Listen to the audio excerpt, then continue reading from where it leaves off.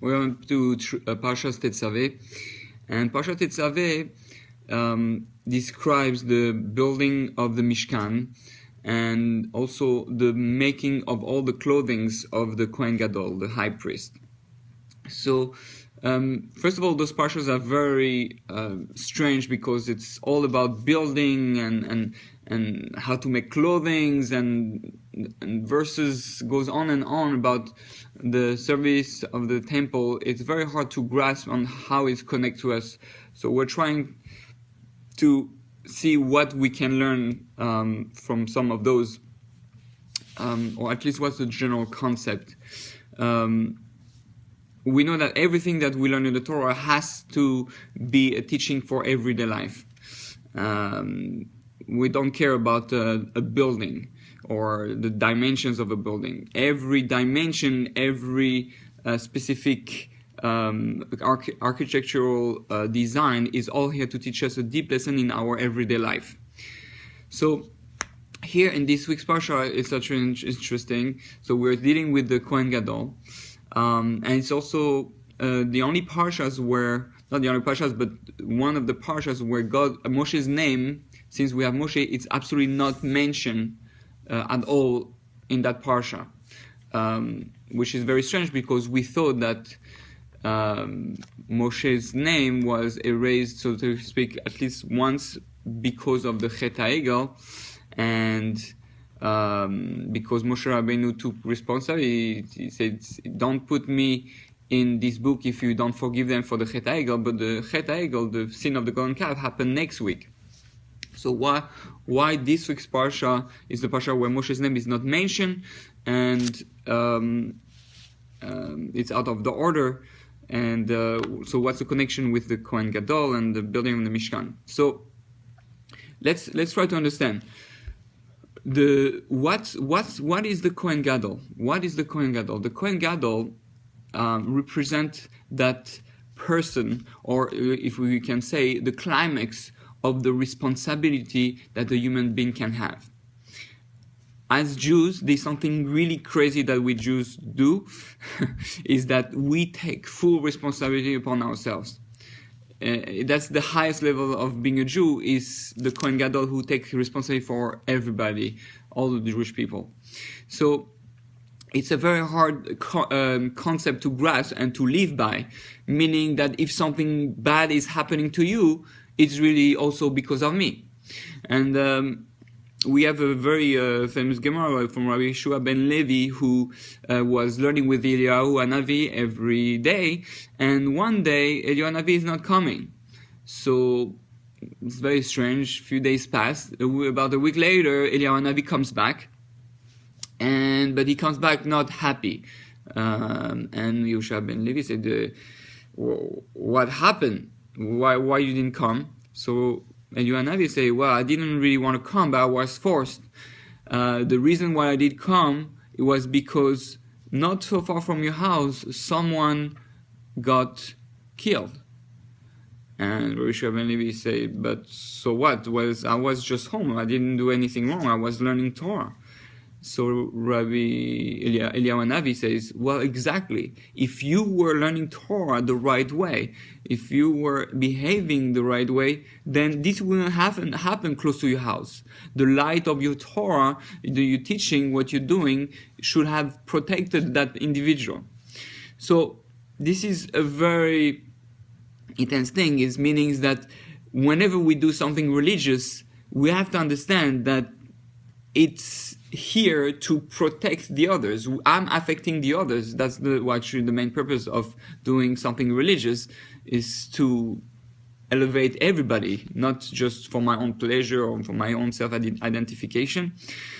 So this is really the message of this Parsha, I believe, with the Kohen Gadol and all his clothing. The Kohen Gadol is that one person that on Yom Kippur everybody relies on. They're looking if the Kohen Gadol is going to come out of the Holy of Holies on Yom Kippur, and the Kohen Gadol represents literally all the Jews.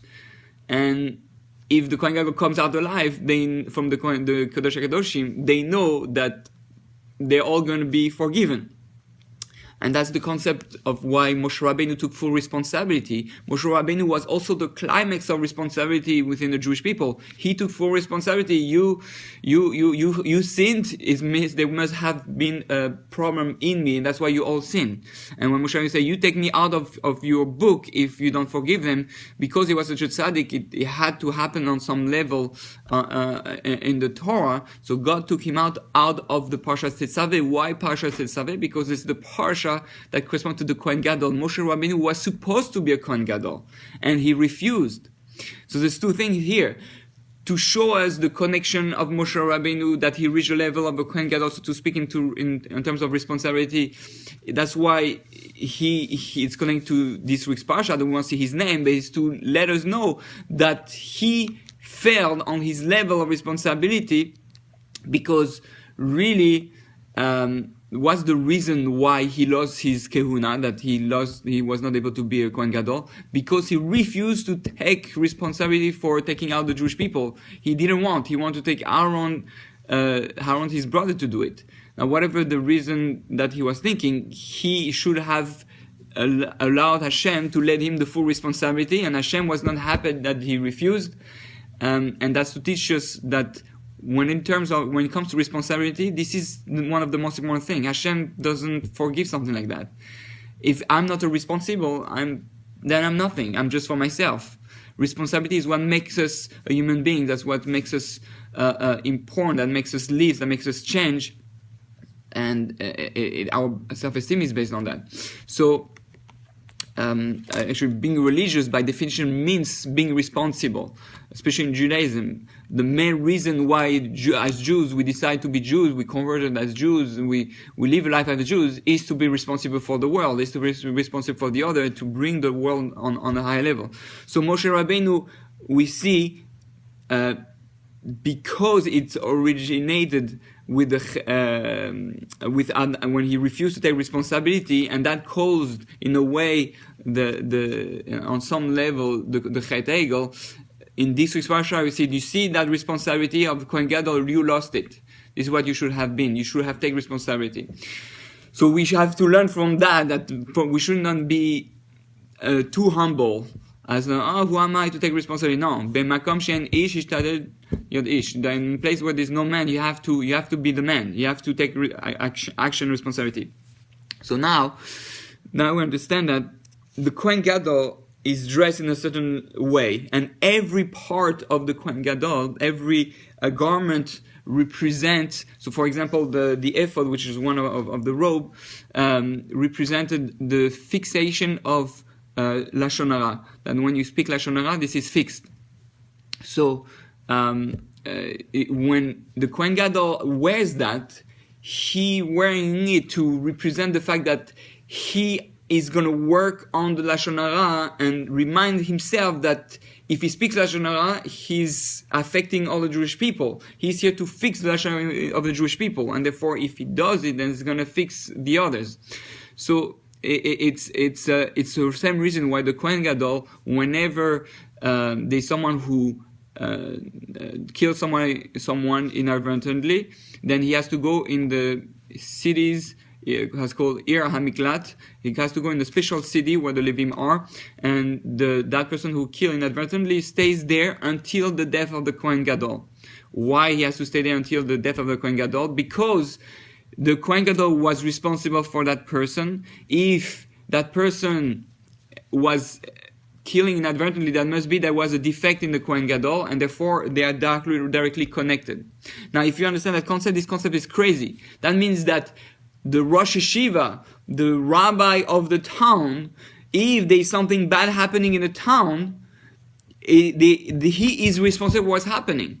If the yeshivas, people learning in that town, if they're not learning the right way, if they're not doing what they're supposed to, they're not protecting their town, and they're responsible for all the bad stuff that's happening. And we can see these concepts originating in Parshas Truma and Truma, where there's three Trumas, and one of the Truma that one is obligated to bring, so one of the money givings that we have to give to the temple is the money for the carbons of the tzibur, and the sacrifice of the sins of the tzibur. So what's happening? That means that if I'm a rabbi and next to me there's a rasha, and we both have to give money for the for the sacrifice of the sin of the people, then both of us, we have to give the same amount, which is very strange. I would think that the rasha, the bad guy, has to give much more than the rabbi in terms of fixing the sin through a sacrifice of the sin of the people of the town, or in the Beis Hamikdash for the sin of all the people. And what happened? We see that no, the rasha has to give exactly the same amount as the tzaddik. Everybody has the same amount. Why? Because we're responsible for each other. If there is a rasha, it is a defect in the tzaddik, and that's why Moshe Rabbeynu looked at it that way, that he was responsible for all the Jewish people, and Aaron HaKohen also understood that concept, and that's why he was fit to be a Kohen. So this is very powerful, and the Kohen Gadol is all the arguments that we learned all teach us about what the Kohen Gadol was responsible for.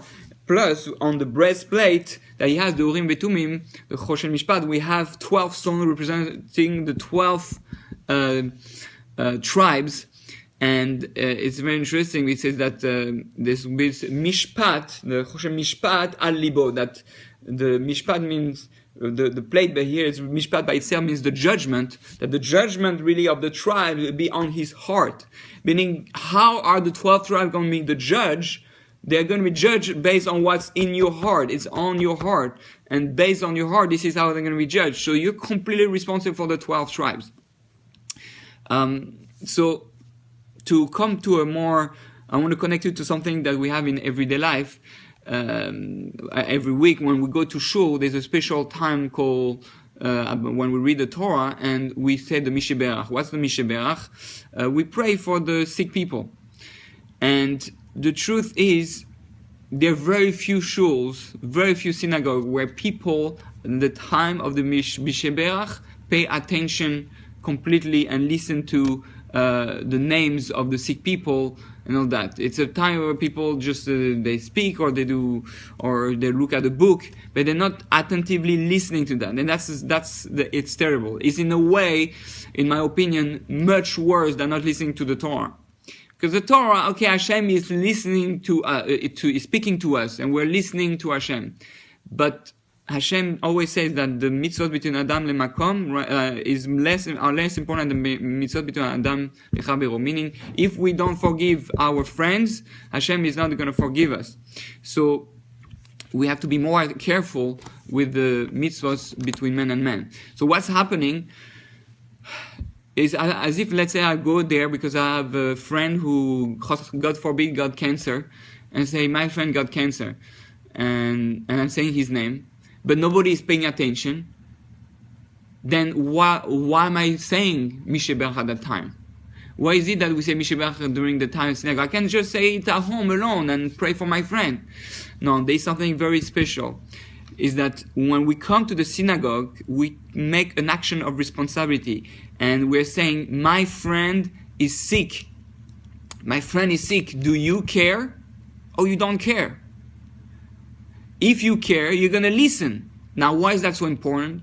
Because when all the people are gathered, and the divine presence is here, and we have a minyan, and we gather together, and your heart and my heart and his heart that really care at that moment, really care about that person who is sick, that person is getting healed through our unified emotions and intentions. And that's why it's so important. People don't understand the power of the tzibur, the power of being together, the power of taking responsibility for someone else is activated there. And the more emotions we have, the more attentions we have, the more people care, the more that person gets healed. And there's something that I listened recently from Rabbi Mansour about the fact that there's a type of segula, so to speak, that when people were sick, they used to come to listen to the Torah reading. Why? They come to listen to the Torah reading in the synagogue because we know from our sages that when Hashem gave the Torah Mount Sinai, everybody got healed. Sorry, everybody who had the defect got healed right away, instantly. Why? Because they were k'ish echad belev echad. They're all one, united and connected to Hashem. And therefore, the tradition that when we go to Shul, it's and we listen to the Torah, it's a reenactment of Hashem giving the Torah on Mount Sinai. So what's happening? The people who are sick go there, and because we're all united, all one, and listening to the Torah like at Mount Sinai, then the people who are sick are going to get healed. So this we have to understand. We are responsible for our people. If I'm there listening to Moshe Berach,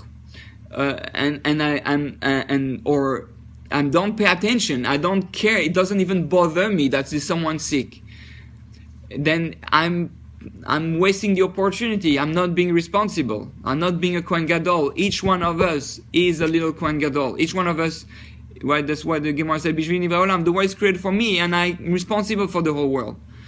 It's a very important concept, if not the most important one. So we have to try to understand that concept that we're responsible. Whenever we're not responsible, all the nation gathers against us, and they say you are responsible. You are responsible. It's all the fault of the Jews, and it is, because we are not behaving the right way. So the anti-Semitism is just a consequence of that lack of responsibility too. Hashem sends the Goyim to remind us that if we don't do a proper job. And this, the whole thing is that we struggle as Jews constantly with that responsibility. When someone, if we can hear that a soldier got stabbed in Israel, a police officer got stabbed in Israel, then I'm responsible. If we don't feel, it's them, maybe they did something wrong. No, that's terrible. That's the wrong way of thinking. The right way of thinking is that I'm attached to that person. He's my brother. He's my sisters. What did I do? What was my defect? That there was a breach in the Shechina, that it didn't protect us. So this is our suffering. This is our that's a sadness of Galus, of the consequence of our lack of unity, our lack of love, our lack of understanding. They are responsible. The people who don't want to be responsible. Yeah, he got caught. This is his problem. He's a bad guy. That's not my problem. Wrong. That's not the Jewish people. Jewish people, he got to jail. You have to take him